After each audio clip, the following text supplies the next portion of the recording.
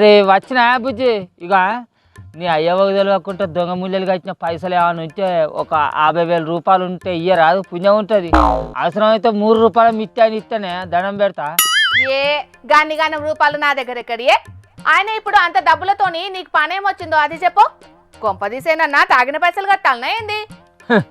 కుక్క గోదాట్ల మునిగిన చెవులు కొట్టుడు మానదన్నట్టు దీనికి ఏమైనా మన తాగుడు మీదనే యావా, మన ఉద్దర పైసల మీదనే ధ్యాస.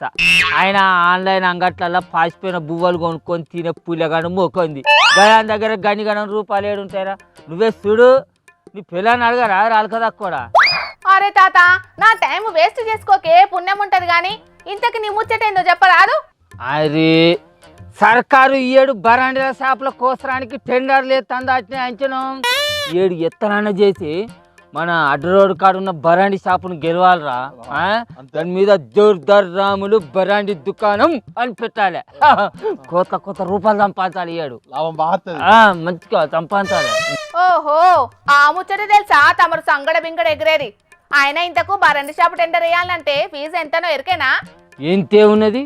పోయినసారి కేసీఆర్ సార్ సర్కారు ఉన్నప్పుడు 2 లక్షల రూపాయలు ఉండే. ఇప్పుడు కావాలంటే కాకపోతే 5,000 10,000 ఫీజు పెరుగుతుంది కావచ్చు. దానికే నీకు బరండి షాపు ఫీజు ఎంతో ఎరికేనో అని తిప్పుతాంది తిప్పులాడి అక్కాలి కదా కొద్ది. అయ్యా తాతగారు, ఈ 7 బరండి షాపు టెండర్ ఫీజు అక్షరాల 3 లక్షల రూపాయలు. ఉన్నాయా నీ దగ్గర? ఏంటి పోయినసారి 2 లక్షల రూపాయల ఫీజు ఉంటే ఇప్పుడు 3 లక్షల రూపాయల ఫీజు చేసినాడు మన రేవంతాల్ సారు. కొడుక్క 20 నెలలనే మన రేవంతాల్ సారు రాష్ట్రం మీద చేసిన 2,20,000 కోట్ల రూపాయల అప్పు ఈ బరాండి షాపు టెండర్ల పైసలతో ఒక్కటే దెబ్బకు మొత్తం కొట్టుకపోతాయి కావచ్చురా. ఇంకా భలే ఇక మధ్య చేసిండ్రా మన రేవంతాల్ సారు. భలే ఉన్నది. మరి ఏం చేయమంటున్నావే? ఇప్పటికే ఫ్రీ బస్ అని, ఉచిత కరెంట్ అని, రైతు భరోసా అని, 2 లక్షల రూపాయల రుణమాఫీ అని, వీటన్నిటికీ పైసలు కావాలంటే ఇప్పుడున్న అతిపెద్ద మార్గం ఇదే.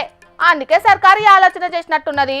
సరే ఆలోచన చేస్తే చేయని కానీ ఓ పిల్ల, ఇప్పుడు మేము 3 లక్షల రూపాయల ఫీజు కట్టి బరాండి దుకాణానికి టెండర్ వేసినాం అనుకో.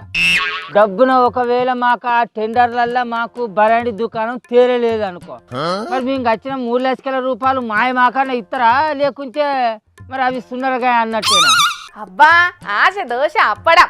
ఇంకా ఎక్కడి 3 లక్షలు? అవటే తిరిగి ఇచ్చేటి కావవి.